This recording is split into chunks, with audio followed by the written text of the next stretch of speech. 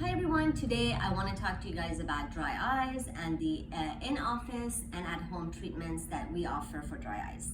So a lot of patients do suffer from dry eyes, and the main symptoms that most people experience are going to be either burning sensation, either feeling like there's something in the eye, there's sand in the eye and there's bothering them. It could be that the fan in the car is bothering them. It could be that they just feel like they need to squeeze their eye all day and it feels better. And in really severe cases, it could be really watery eyes. So those are the main symptoms that patients experience.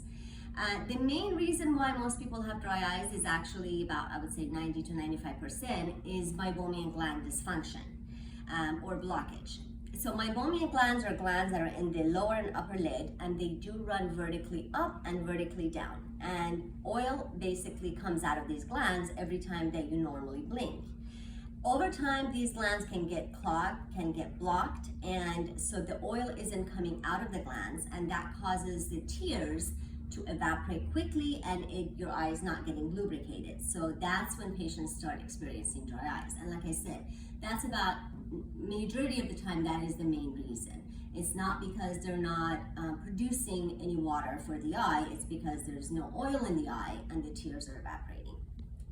So in my opinion, when we want to address dry eyes, that should always be the first step. It shouldn't be other things. It should be to unclog the glands, and then if it's not enough, then we go to this second, third, fourth, fifth step after that, which could consist of things like omega oils or taking omega oils orally. It could be putting plugs in the puncta. There's one puncta that the water drains out of. You can plug that. It could be taking medication for dry eyes. So those usually, in my opinion, will come after. So the in-office treatment that we offer is called iLux, and this is the device that we use. So basically, the patient is instructed to come in wearing no makeup, and generally it takes about 45 minutes, and there is really no side effects after that. So it's a pretty simple procedure. I do put one anesthetic in each eye to make them more comfortable. Not that it's an uncomfortable procedure, but I do put one anesthetic in the eye.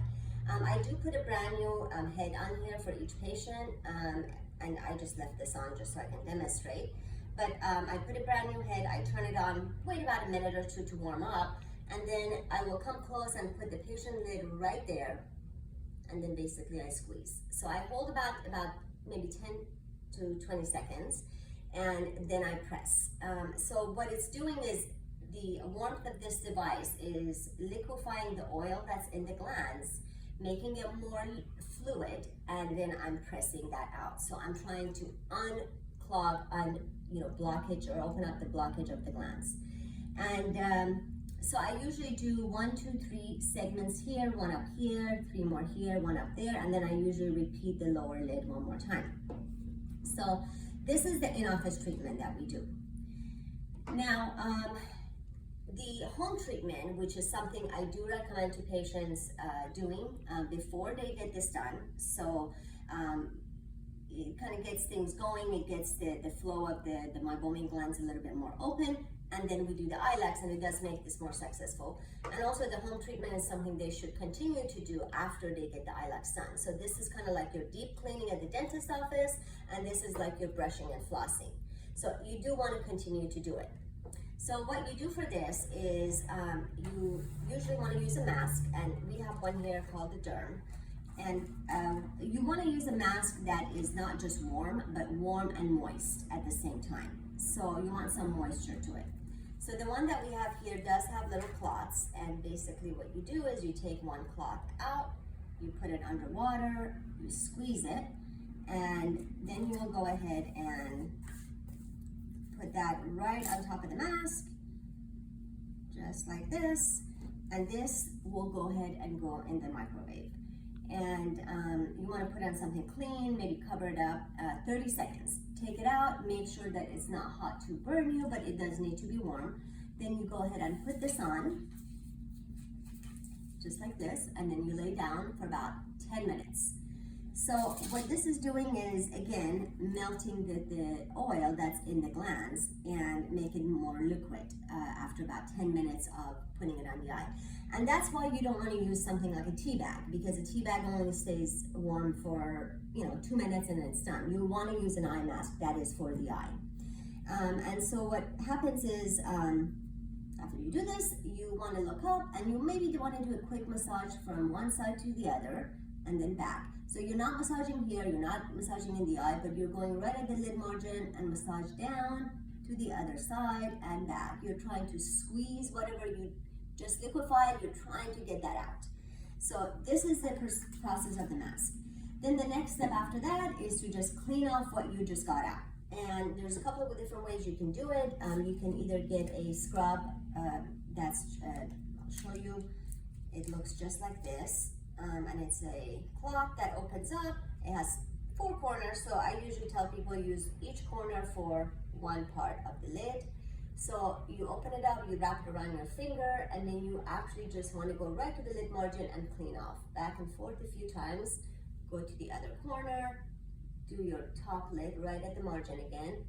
Other corner down here and up here. So this is one way of cleaning the lids. Or you can use a foam cleanser. So this is a foam cleanser. These are products that we also have here. And you put a little bit in your finger, and then you go ahead and close your eyes. And again, right at the lid margin, you just want to go ahead and rub back and forth for about 45 seconds. Upper and lower lid for about 45 seconds total. So you do upper lid, you go right at the lid margin and the bottom, and then you clean that, and then back up and back down, about 45 seconds. You leave it about 15 seconds more, and then you wash your face. So that's how you would use the foam. So again, the goal is to melt the oil, try to squeeze some out, and then clean it off afterwards. When you're doing a massage, you don't want to make sure you don't poke yourself and that you are looking up so that you're not touching the cornea. So that's basically the treatment that you do at home.